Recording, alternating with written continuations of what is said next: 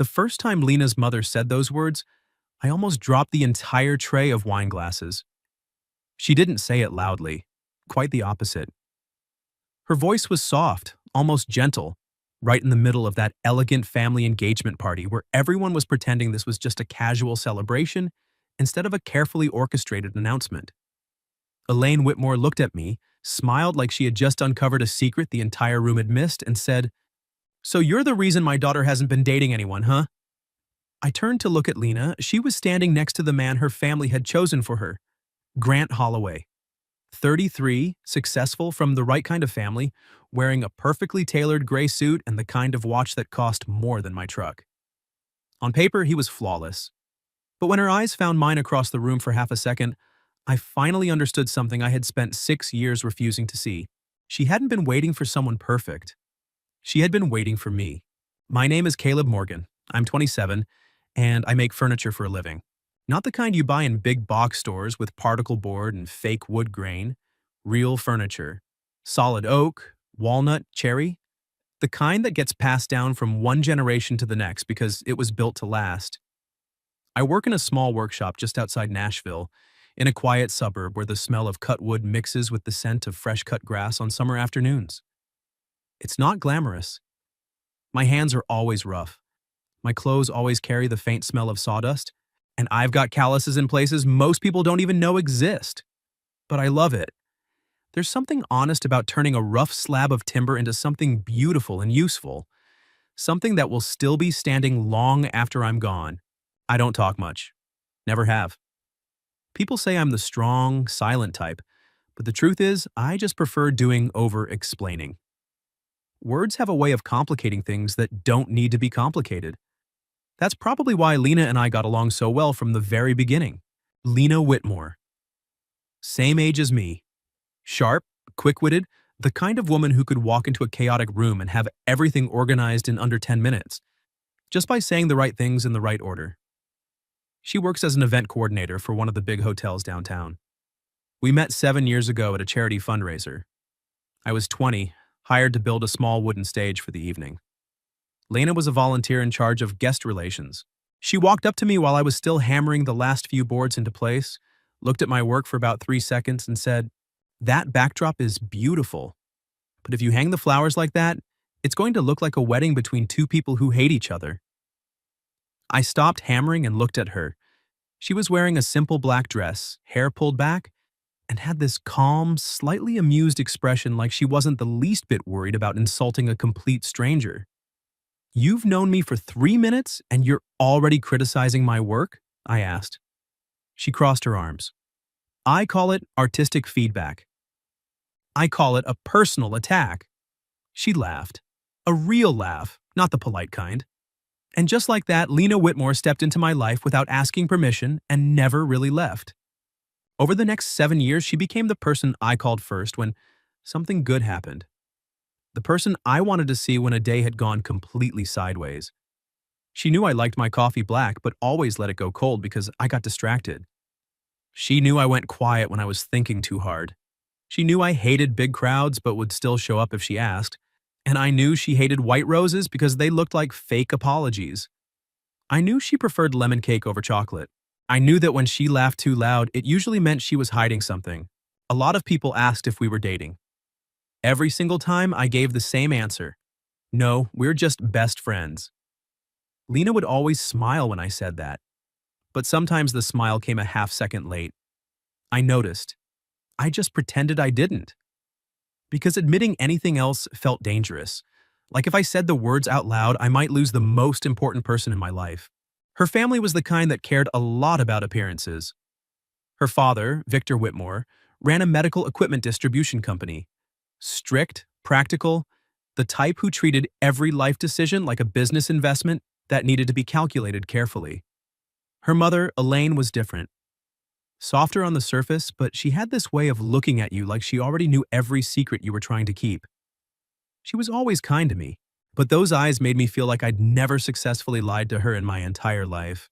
It was a Wednesday night when Lena called. I was in the workshop sanding the top of a dining table I'd been working on for weeks. The phone was wedged between my shoulder and ear, sawdust still clinging to my forearms. Caleb, are you free this Saturday? She asked. Her voice was too normal. The kind of normal that usually meant something was wrong. Yeah, why? She hesitated, just for a second. My family is having a thing. What kind of thing? Another pause. Just a family gathering. I put the sandpaper down. Lena, what kind of thing? She sighed, and I could almost see her rubbing her forehead the way she always did when she was stressed. They want to introduce me to someone. I went still. A guy? Yeah. Like a date? She gave a small, humorless laugh. More like a serious introduction. I understood immediately. Her family was setting her up. And not just for a casual date. This was the kind of introduction that came with expectations, the kind that ended with wedding planning and family mergers. His name is Grant Holloway, she said quietly. 33, son of one of Dad's biggest business partners, successful, polite, has his own company, everything my father thinks is appropriate. I didn't say anything for a long moment. I just stood there in the middle of my workshop, surrounded by half-finished furniture and the smell of fresh wood, feeling like the floor had shifted under my feet. Are you going to go? I finally asked. I don't really have a choice. Dad already set it up. I closed my eyes. Do you want me there? Lena was quiet for so long I thought the call had dropped. Then she said very softly, Yeah, I do. I didn't ask if she wanted this marriage. I didn't ask if she was happy. I didn't ask the one question that had been sitting in my chest for 7 years. Because I was afraid of the answer, and I was even more afraid that I didn't have the right to ask it. I'll be there, I said. Thank you, Caleb. After we hung up, I stood in the workshop for a long time, staring at the half-finished table in front of me. My hands were still covered in sawdust. My chest felt tight in a way I couldn't explain. For 7 years, I had called Lena my best friend. I had convinced myself that was enough, that wanting more would ruin everything, that staying silent was the safest way to keep her in my life. But standing there in the quiet workshop with her voice still echoing in my head, I felt something I hadn't let myself feel in a long time. Fear. Not the fear of losing a friend. The fear that I might already be losing something I had never been brave enough to name. And for the first time in 7 years, I wasn't sure how much longer I could keep pretending. The party was held in the backyard of the Whitmore house. String lights hung between the trees, casting a soft golden glow over everything. Long tables covered in white tablecloth stretched across the lawn. Flowers sat in simple glass vases. Everything looked elegant, expensive, and completely out of place for what was supposed to be a casual family gathering. I knew the moment I stepped through the gate that this wasn't just dinner. This was a quiet announcement. Everyone seemed to understand that except Lena. I wore a dark blue button-down shirt, clean jeans, and the only pair of decent shoes I owned. Still, standing among men in tailored suits and women wearing jewelry that probably cost more than my truck, I felt like I had accidentally walked into the wrong event, like someone had hired me to deliver furniture and I'd shown up at the wrong address. But I wasn't there to impress anyone. I was there for Lena. I found her near the drink table holding a glass of water with both hands like it was the only thing keeping her grounded. She was wearing a light blue dress that made her look softer than usual. Her hair was pulled back low at the nape of her neck. She looked beautiful, she always did. But her eyes were wrong. They were bright, polite, perfect, and completely empty. The second she saw me, her shoulders dropped just a little. You actually came, she said when I reached her. I said I would. She gave me a small smile. You always do. Always do what? She looked down at her glass. Show up. Before I could answer, a voice came from behind her. Lena, aren't you going to introduce me? Grant Holloway stepped forward. He was tall, maybe 6'2", wearing a perfectly fitted gray suit and a silver watch that caught the light every time he moved. His smile was polished, practiced, the kind of smile that had been trained for boardrooms and country clubs. He looked at Lena first, then at me, like he was already assessing whether I was a problem. Grant, this is Caleb Morgan, Lena said. Her voice was a little stiff. My best friend. Grant extended his hand. The handshake was firm, too firm, like he wanted me to feel the pressure. Caleb, he said, still smiling. I've heard your name quite a bit. Hopefully good things. Mostly that you're always around. The words sounded like a compliment. His eyes said something else entirely. Lena jumped in quickly. Caleb is very important to me. Grant glanced at her, still smiling. I'm sure he is. Everyone needs a loyal friend. The way he said friend made it sound like a cage he was locking me inside.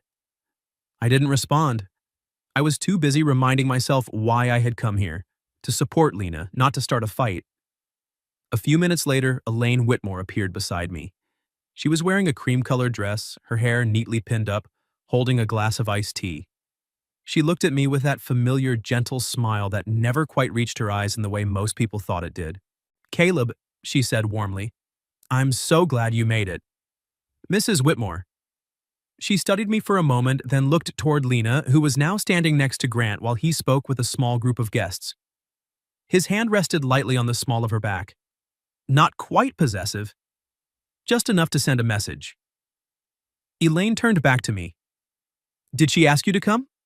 Yes, ma'am. She said it was a family gathering. Elaine gave a soft, knowing laugh. My daughter has always been very careful with her words when she doesn't want to tell the truth. I didn't know how to respond to that. She placed her glass on the table and looked at me directly. So, you're the reason she hasn't dated anyone? The words hit me like a slow punch to the chest. I stared at her. I'm sorry, what did you say? You heard me. My mind went blank for a second. The music, the laughter, the clinking of glasses all seemed to fade into the background. I don't think that's true, I managed.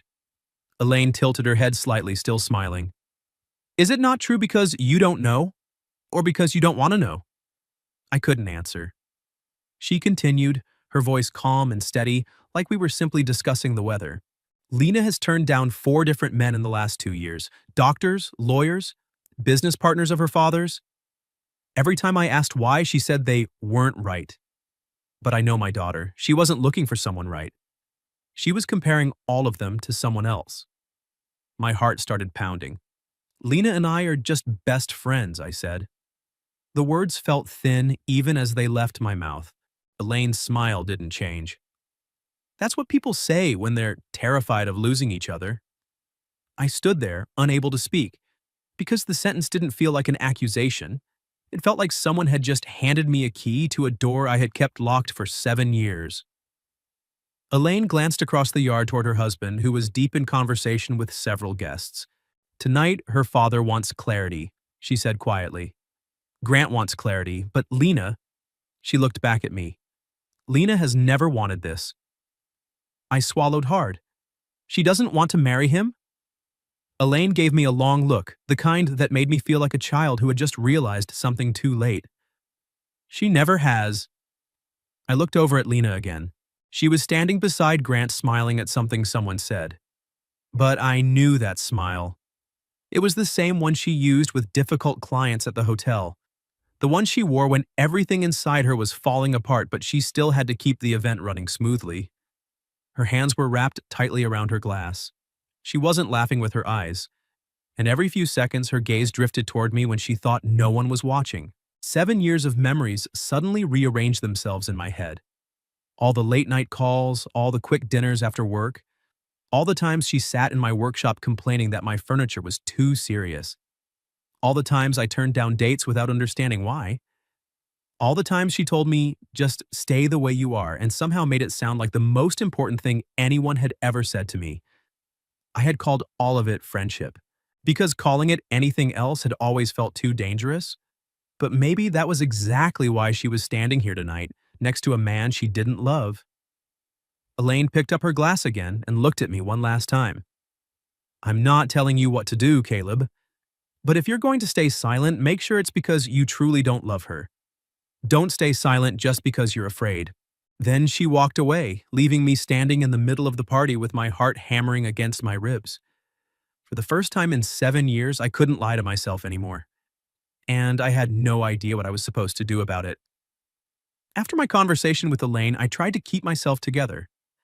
I walked over to the food table and picked up a glass of water just to give my hands something to do. But my eyes kept finding Lena. She was still standing beside Grant. He had one hand resting lightly on the small of her back while he talked to a group of guests. It wasn't aggressive, it wasn't even particularly intimate, but it was enough to make something sharp twist in my chest. I hated it. Not because Grant was rude. He was actually the opposite. He knew exactly when to smile, when to raise his glass, when to call Victor sir with just the right amount of respect. He complimented Elaine on the party without sounding fake.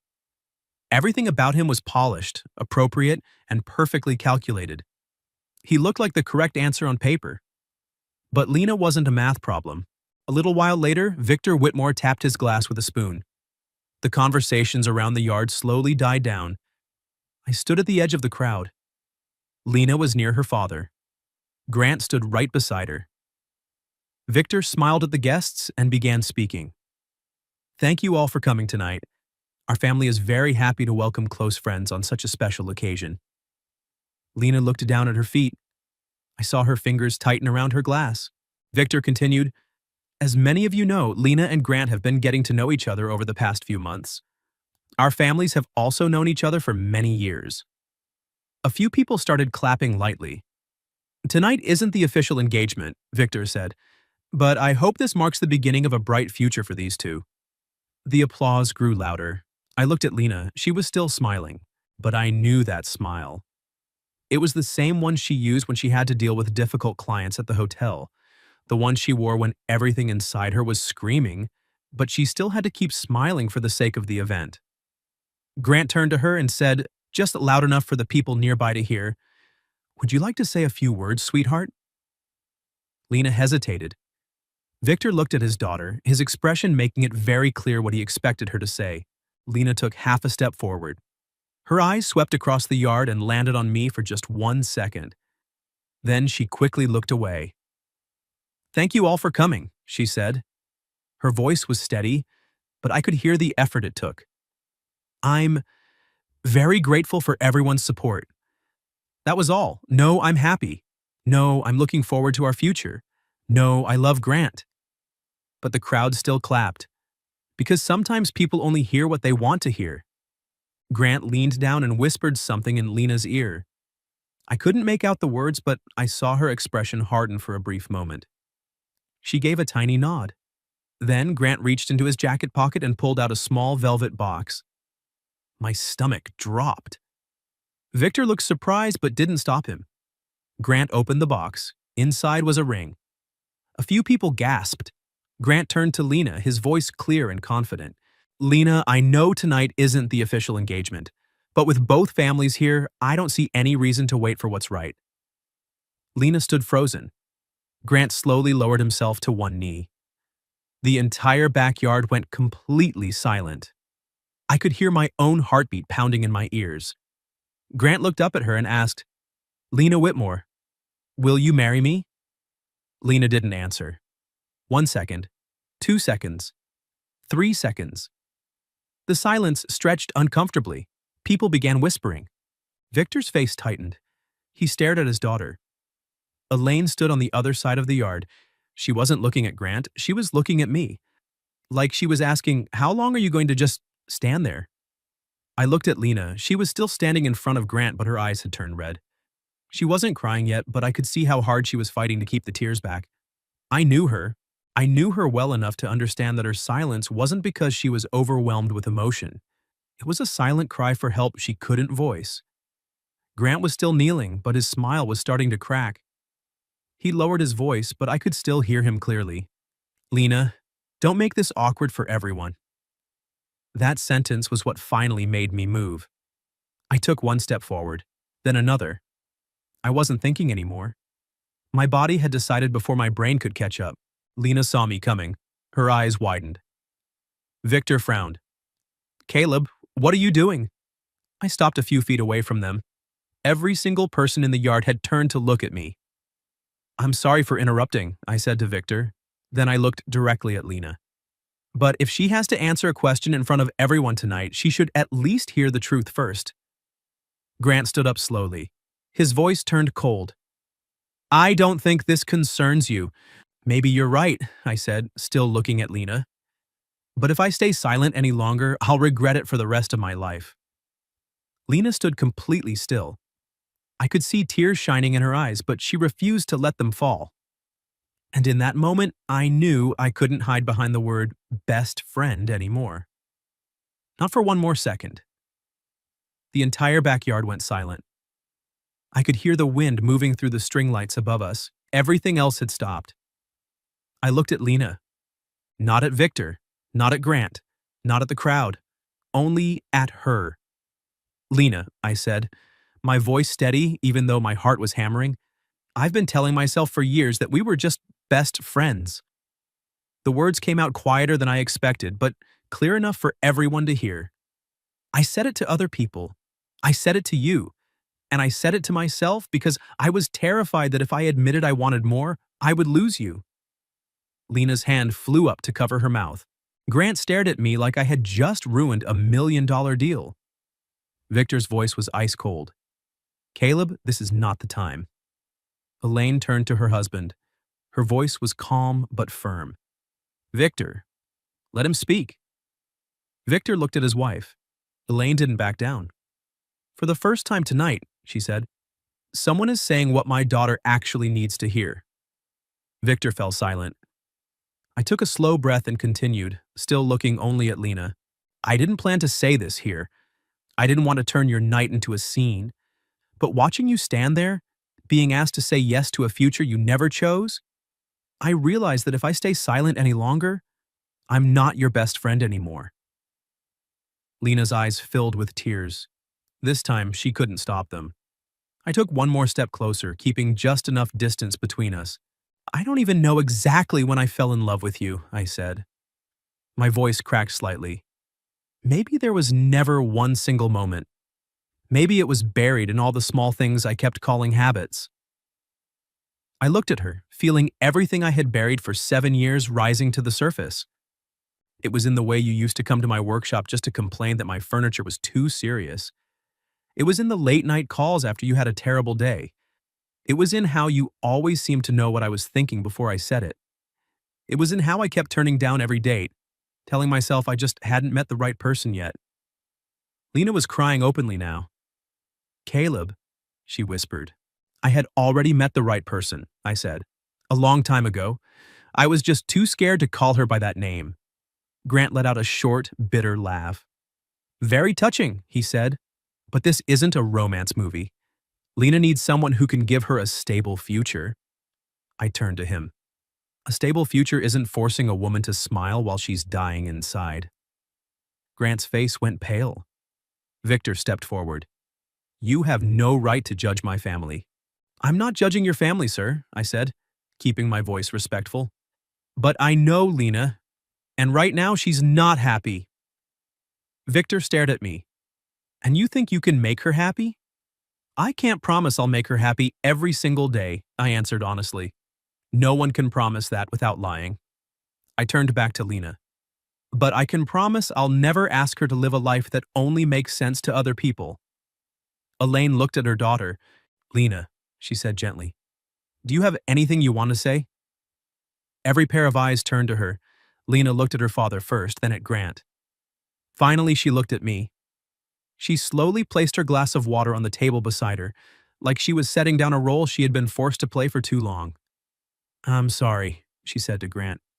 Her voice was quiet but clear, but I can't accept that ring. Grant stood completely still. Lena continued, stronger this time. I don't love you. I don't want this marriage. The crowd began whispering. Victor closed his eyes. Grant's jaw tightened. Because of him? Lena looked at me for a long moment. Then she turned back to Grant and said, no, because of me. Those words seemed to freeze the entire yard. Lena took a shaky breath. Caleb gave me the courage to finally say what I've known all along. But this decision is mine. I don't want this. Grant snapped the ring box shut. He looked at Victor, then at Lena. You're making a very big mistake, he said coldly. Maybe, Lena replied, but at least it's my mistake. Grant didn't say anything else. He turned and walked out of the yard without looking back. A few guests avoided eye contact. Others looked at Lena like they were seeing her for the first time. Victor stood frozen for a long time. Finally, he looked at his daughter and asked quietly, "Are you sure?" Lena met his eyes. "I'm sure." Victor turned to me. I couldn't read his expression, but before he could speak, Elaine stepped forward and pulled Lena into her arms. "I know," she whispered, loud enough for those nearby to hear. Lena broke down completely, sobbing into her mother's shoulder. I stood there, afraid to move. This moment belonged to her, not to me. But then Lena lifted her head and looked at me through her tears. She reached out her hand. She didn't say anything. She just held it out. I walked toward her. I took her hand. And for the first time in 7 years, I wasn't holding her hand like a best friend. I was holding it like a man who had finally chosen her in front of the entire world she came from. After that night, nothing became easy overnight. The Whitmore family had to deal with a storm of gossip. Grant left angry. Victor lost a major contract with Grant's father. Some relatives called Lena impulsive. Others said I had ruined a perfectly good match. But Lena never apologized for saying no. She only apologized to her mother for letting things drag on until they exploded in the middle of the party. Elaine had simply taken her daughter's hands and said, "You didn't ruin the party, sweetheart. You just stopped ruining your own life." Lena held on to those words for a long time. Victor needed more time.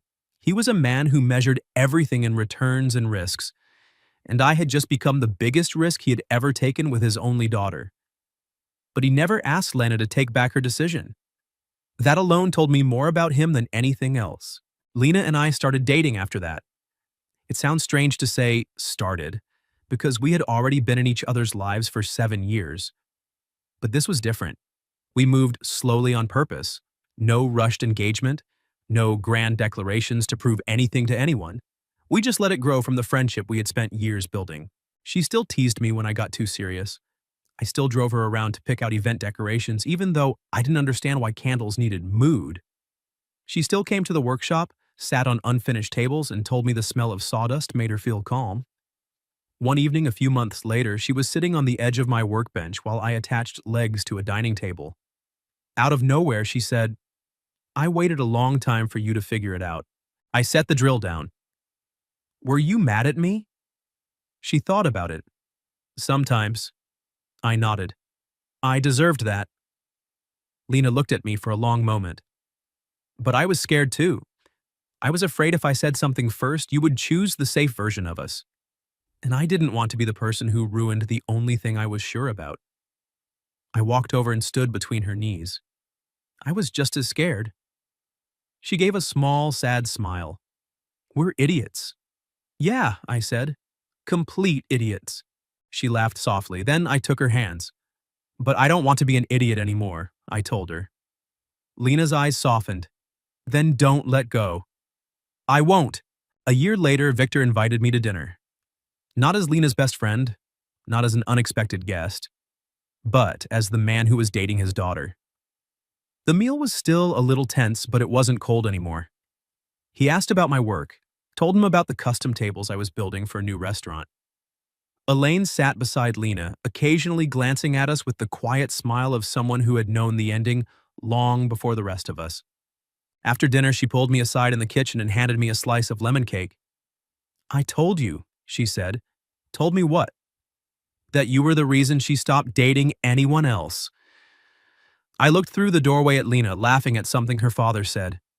Her hair was down, her face calmer than it had been the night of the party. "I wish I had figured it out sooner," I said. Elaine's voice was gentle. "What matters is that you figured it out before it was too late." 2 years after the party, I asked Lena to marry me inside my workshop. No big dinner, no families watching, no pressure.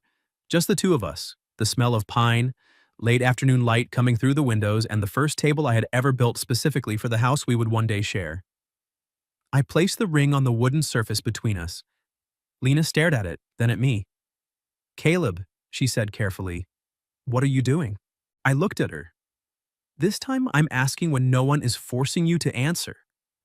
Her eyes filled immediately. "I watched you almost take someone else's ring because I was too scared to speak," I said. "I don't want to make that mistake again. Not for one more day."